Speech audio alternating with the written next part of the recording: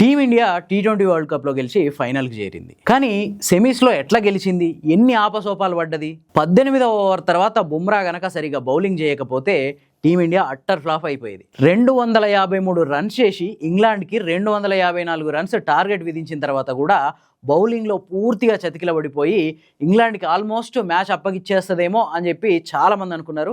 అదే టైంలో బుమ్రా బౌలింగ్కి వచ్చి జట్టుని ఒడ్డుకు చేర్చిండు, జట్టును గెలిపించడంలో కీలకంగా మారిండు. ఈ మ్యాచ్ టీమిండియా బౌలింగ్లో ఉన్న డొల్లతనాన్ని బయటపెట్టింది. బుమ్రాను మినహాయిస్తే ఈ మ్యాచ్లో అసలు సరైన బౌలింగ్ చేసిన వాళ్ళు ఎవ్వరూ లేరు. వరుణ్ చక్రవర్తి అయితే ఏకంగా 4 ఓవర్లలో 64 రన్స్ ఇచ్చేసిండు. ఈయన బౌలింగ్లో బెతల్ వరుసగా 3 బాల్స్లో 3 సిక్స్లు కొట్టి పడేసిండు. అక్షర్ పటేల్, హర్షదీప్ వీళ్ళిద్దరు కూడా బౌలింగ్లో పూర్తిగా ఫెయిల్ అయినట్టే చెప్పొచ్చు. బుమ్రా గనక ఈ చివరి 2 ఓవర్లలో బౌలింగ్ చేసి టీమిండియాని ఆదుకోకపోయి ఉంటే ఖచ్చితంగా ఆ మ్యాచ్ని కోల్పోయేవాళ్ళం. లేదంటే అంత స్కోరు 253 స్కోర్ చేసినా కూడా ఓటమి తప్పేది కాదు. సో ఇదంతా ఎందుకంటే ఇప్పుడు ఫైనల్లో మనం తలపడబోయేది న్యూజిలాండ్తో. న్యూజిలాండ్ ఓపెనర్లు ఫిన్ అలెన్, టిమ్ సీఫర్డ్ వీళ్ళిద్దరూ విధ్వంసకర బ్యాట్స్మెన్. ఇట్లాంటి బ్యాట్స్మెన్ ఉన్న ఈ టీంని ఈ డొల్ల బౌలింగ్తో ఎట్లా టీమిండియా అడ్డుకోబోతుంది? వీళ్ళందరినీ ఇప్పుడు మనకున్న ఈ బౌలర్లు ఏ మేరకు అడ్డుకుంటారనేదే సందేహం. దీనికి తగ్గట్టు టీంలో గనక చేంజెస్ చేసుకోకపోతే ఫైనల్లో గెలవడం అనేది కష్టమే.